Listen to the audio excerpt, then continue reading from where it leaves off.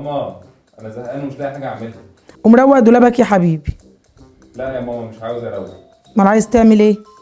مش عارف بس عاوز اعمل حاجه او مش عارف علشان زهقان. حاجه زي ايه يا حبيبي؟ قول. الشغل في البيت كتير.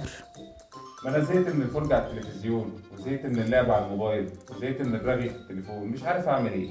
كلنا عندنا مازن في البيت، هنشغلهم بايه ونسلي وقتهم علشان ما نسمعش كلمه زهقانين؟ هقولك تعملي معاهم ايه، بس قبل ما اقولك ما تنسيش اللايك والشير وشويه الزراير اللي حواليا. هقول لكم بقى على شويه افكار وحاجات تشغل وقت ولادنا في الاجازه، وكملي معايا الفيديو علشان هقولك انت كمان تعملي ايه في الاجازه. يلا بينا نبدا بالعيال.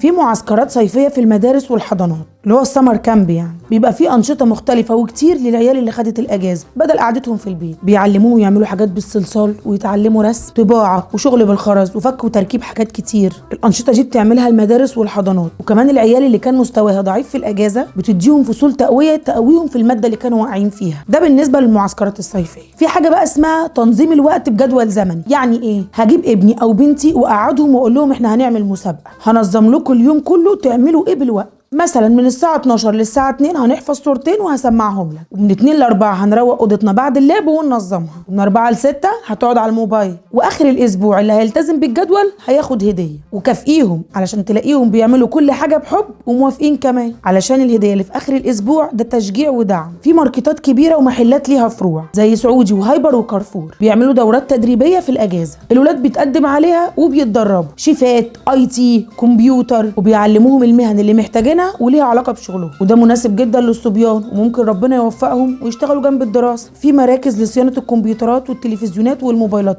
او الالكترونيات بشكل عام، او اي محل جنب. ودي ابنك بقى يتدرب ويتعلم ويبقى اتعلم حاجه كويسه هتنفعه ويبقى بيتسلى في الاجازه. العيال كلها دلوقتي بتحب الاجهزه والتكنولوجيا، يعني هيشتغلوا ويطوروا من نفسهم في حاجه بيحبوها. وفي كمان كورسات كتيره في مجالات مختلفه، برمجه، كمبيوتر، انجليزي، فرنساوي، الماني، وكورسات محاسبه وتنميه بشريه، رسم وجرافيك وتصوير ومونتاج واشغال يدويه وحاجات تانية كتير. شوفي ابنك او بنتك بيحبوا ايه وقدمي لهم فيه واديهم كورس وخليهم يتعلموا ويطوروا من نفسهم. نيجي للتمارين، وكله من الحر بيروح تمارين سباحه، ومعروف ان الصبيان بتحب الكوره والبنات بتحب الجمباز. حلو جدا، ويبقى جسمهم رياضي ويخرجوا طاقتهم. انت بقى تعملي ايه في النادي وهما بيتمرنوا؟ هقول لك اخر الفيديو زي ما وعدتك، بس كملي الفيديو معايا للاخر. ممكن نزود عندهم المعرفه.